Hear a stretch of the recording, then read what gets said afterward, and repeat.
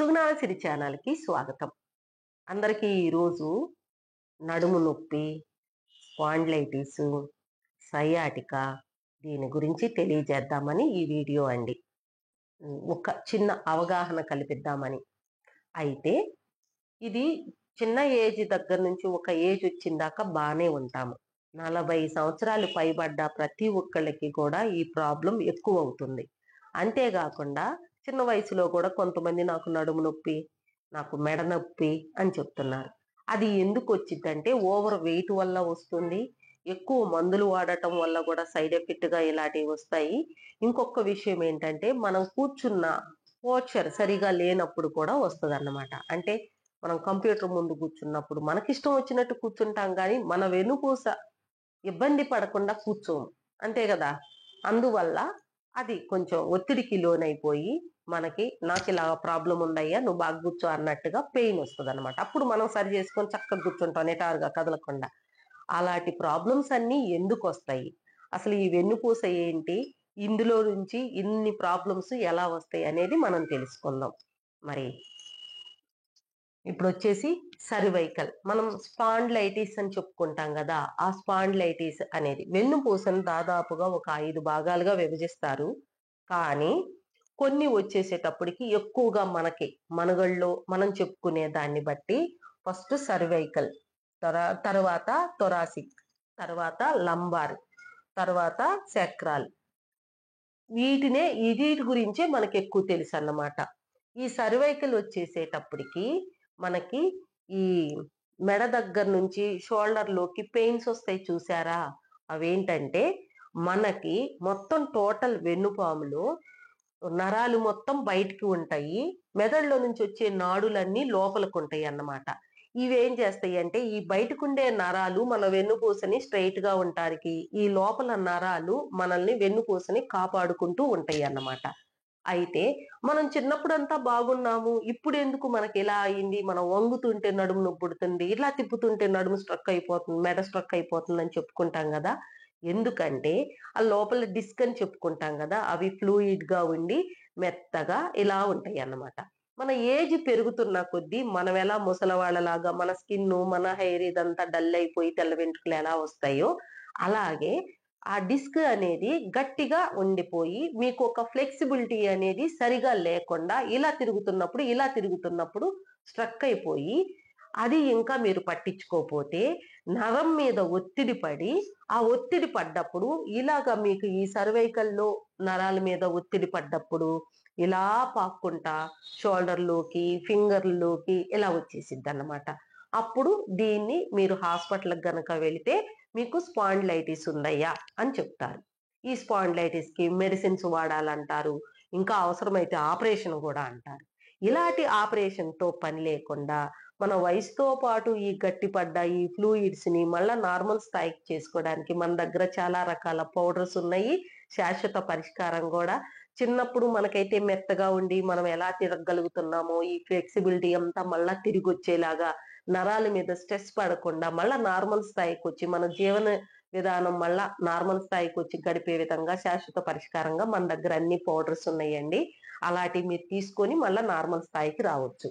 ఇలాగా ఇది మొత్తం గూడా ఈ సర్వైకల్‌లో ఉన్న ప్రాబ్లమ్స్‌ని గనక మనం ఇలా తీసుకున్నప్పుడు మెడ పట్టేయటం, ఇక్కడి నుంచి అంతా తలంతా తలనరాలు లాగుతూ జివ్వంటూ, నిద్రపోతున్నప్పుడు చెయ్యి మొద్దుబారిపోవటం, తిమ్మిర్లెక్కటం ఇలాంటియన్నీ కూడా ఈ సర్వైకల్‌లో వచ్చే ప్రాబ్లమ్స్ అన్నమాట.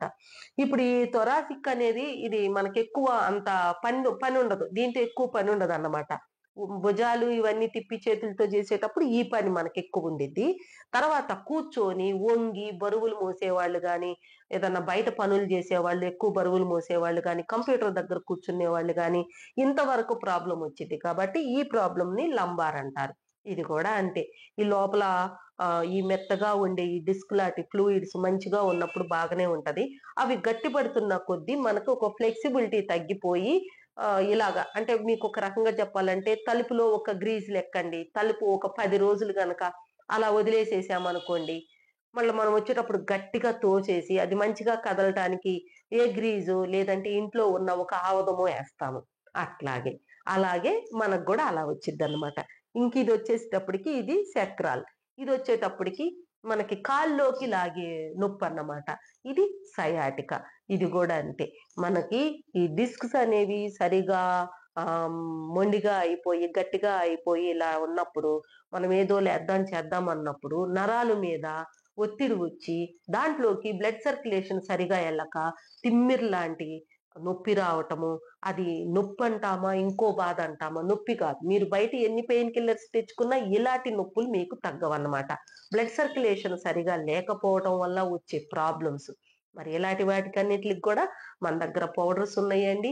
మీకు ఇందులో ఏ ప్రాబ్లమ్ వచ్చినా మళ్ళా నార్మల్ స్థితికి వచ్చేలాగా మనం అనుకున్నాం కదా, గట్టిపడ్డ దాన్ని మళ్ళా మెత్తగా ఉండి, మీ బాడీ అంతా ఫ్లెక్సిబుల్ గా ఉండి, మీరు నార్మల్ స్థాయికి పూర్వస్థితికి వచ్చేలాగా ఎంత ఏజ్ అయినా సరే అలాంటి ప్రాబ్లమ్ సాల్వ్ చేయడానికి మన దగ్గర ఉన్నాయి. మీకు వాట్సాప్ నంబర్ ఇస్తాము. కేవలం మెసేజే చేయండి, కాల్స్ మాత్రం చేయొద్దు. మరి ఇంత ఇది ఉంది కాబట్టి మన వెన్నుపూసని కాపాడుకోవడానికి మందులు వాడటంతో పాటు బాగా ఓవర్ వెయిట్ ఉన్న వాళ్ళకి కూడా ఇలాంటి నొప్పులు వస్తాయి. ఇంత ప్రాబ్లం ఇప్పుడు మనం చెప్పుకున్నట్టుగా అంత ప్రాబ్లం ఉండదు. వాళ్ళు ఓవర్ వెయిట్ ఉండటం వల్ల ఆ బరువు అంతా మోసేది ఏది? మనల్ని మొత్తాన్ని, మన బాడీ అంతా కాపాడేది వెన్నుపూస కాబట్టి ఆ బరువు ఇది మొయ్యలేక ఇబ్బంది పెట్టిద్ది అన్నమాట. అందుకని బరువు తగ్గితే సరిపోతుంది.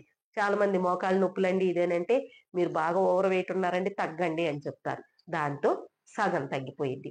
మిగతా సగం మీరు నిజంగా ఎక్కడికి వెళ్ళాల్సిన పని లేదు, ఏ మందులు వాడాల్సిన పని లేదు చెప్పాలంటే.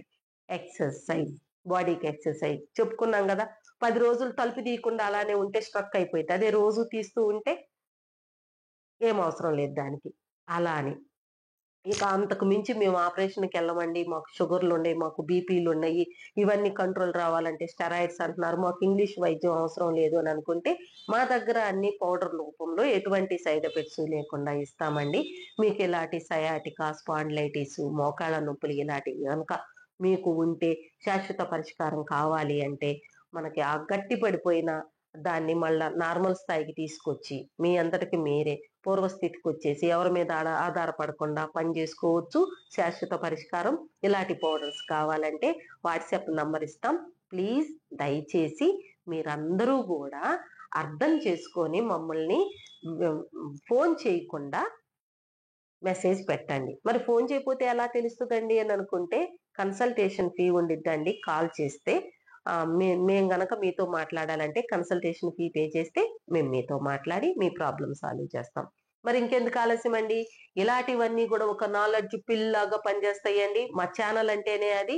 మరి మీకు ఇలాంటివన్నీ ఒక అవగాహన రావాలి. మీ అంతటికి మీరే సెట్ చేసుకోవాలంటే చిన్న చిన్న ఎక్సర్సైజ్ తో నయం అవుద్దండి. అంతకు మించి ఇంకా నయం కాకపోతే మీరు ఎక్కడికన్నా వెళ్ళాలి అంటే ఒక్కసారి సుగుణాల సిరి ఛానల్ ని కాంటాక్ట్ అవ్వండి. మీకున్న ప్రాబ్లమ్స్ ఇంకా కూలంకుషంగా డీటెయిల్ గా మీకున్న ప్రాబ్లమ్స్ మొత్తం సాల్వ్ చేస్తాం అనుకుంటున్నాము. తప్పనిసరిగా మీరందరూ కూడా వీటిని నోటీస్ చేసి మీకున్న ప్రాబ్లమ్స్ సాల్వ్ చేసుకొని మీరందరూ హ్యాపీగా హెల్దీగా ఉండాలనుకుంటున్నాను.